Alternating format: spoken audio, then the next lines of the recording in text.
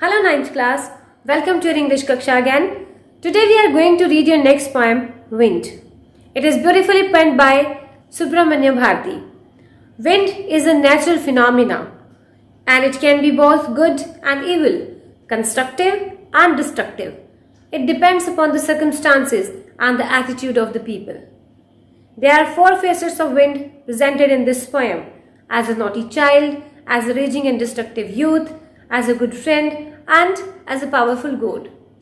So let's enjoy this persona of natural force that is called wind.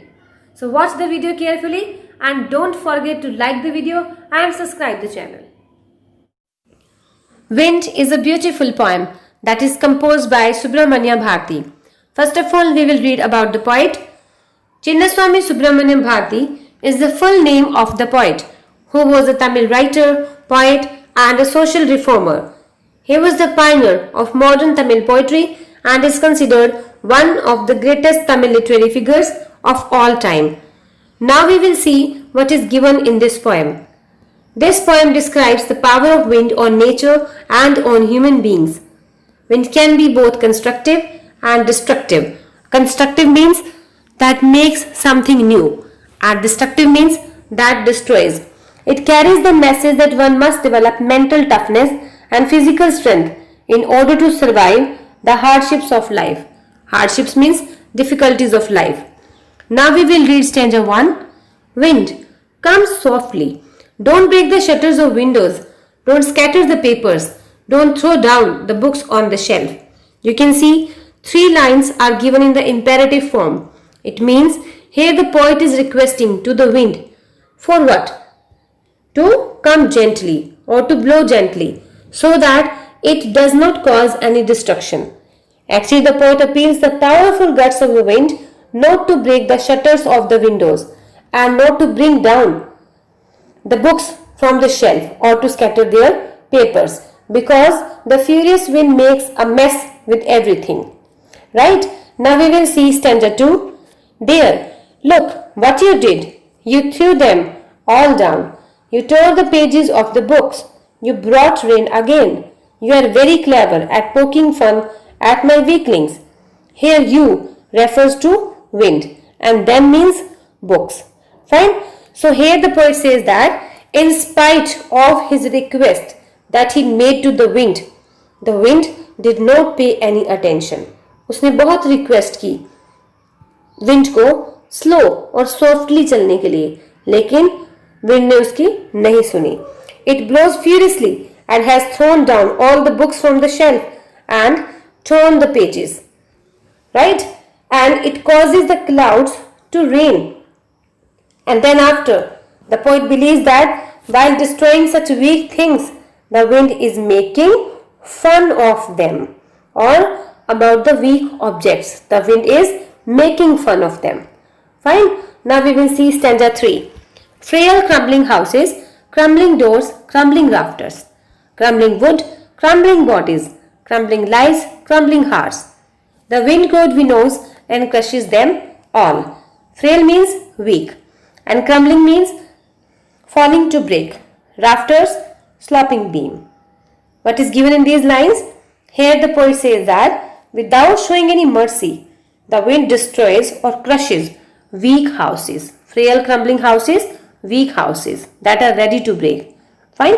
So here he says that without showing any mercy, it destroys or crushes weak houses, doors and rafters, and even human lives and hearts. Actually, here the wind is considered as a god because it is so powerful and strong and can ruin anything that comes in its way. The god wind or the wind god is the winnower that separates the weak from the strong, like the chaff is separated from the grain.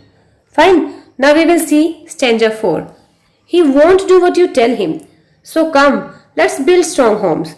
Let's join the doors firmly. Practice to form the body. Make the herb steadfast. What the poet wants to convey? He says that God, wind, is indifferent to the request of the people, but wind does not pay any attention to their request. इसका मतलब है कि poet ने कहा कि लोगों ने उसको बहुत अपील की, उसको रिक्वेस्ट की, लेकिन विंड ने उनकी एक भी नहीं सुनी. In spite of their request, it blow violently and forcefully. So the poet addresses the people. For what? To strengthen their foundation. कि वो अपनी नींव को इतना मजबूत करें, अपने हौसलों को इतना मजबूत करें, so that they can meet the challenges of their life very easily. And it is their firm body and strong heart. Only then they can face the difficulties of life. Otherwise, like weak and dilapidated buildings, और जो weak buildings हैं उनकी तरह we will crumble and perish. Fine. Now we will see stanza 5. Do this and the wind will be friends with us. The wind blows out weak fires. He makes strong fires roar and flourish. His friendship is good. We praise him every day.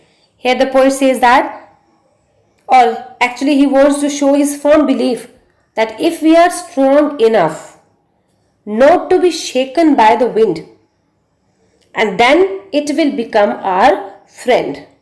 Right? It means the poet says that the hardships of life can make only weak people stagger. जो लोग कमजोर होते हैं वही मुश्किलों से टूट जाते हैं. And strong people become stronger. How they become stronger? By facing the challenges of life. और just जैसे हवा के चलने से अगर आग बहुत कम है, वीक है, तो वो बुझ जाएगी, और अगर वो स्ट्रांग है तो जो तेज हवा चलेगी वो उस भड़कती हुई आग को और भड़काती है. Fine. So it means he says that we have to make ourself strong like the strong fire, and then this wind will be our friend. And when we are able to control its strength, it will prove to be a good friend to us, and we will make our life more comfortable. Right? Now we will see what kind of literary devices are used in this poem. First is personification. When a non-living thing is personified as a human being, that is called personification. You tore the pages of the books. You is the wind here, but it is personified here as a human being. He makes strong fires roar and flourish. He, also wind, right? So in both lines we are having personification. Symbolism. Symbolism means when some symbols are used to define something, that is called symbolism. Strong fire, weak fire, as a winnower or a naughty child. These all are the symbols to show the qualities of something. Next is metaphor. Metaphor means when something is compared to other thing. You are very clever at poking fun at weaklings. You tore the pages of the books. In these lines we are having metaphor. Next is anaphora. Many of the poems are being used with this literary device, that is called anaphora. Use of consecutive lines. Like in the first stanza it was given there, don't break the shutters of the windows, don't scatter the pages, right? Do not, do not. It is used, that are called consecutive lines. So that is called anaphora, right? I hope each and everything of this poem is clear to you. Thank you.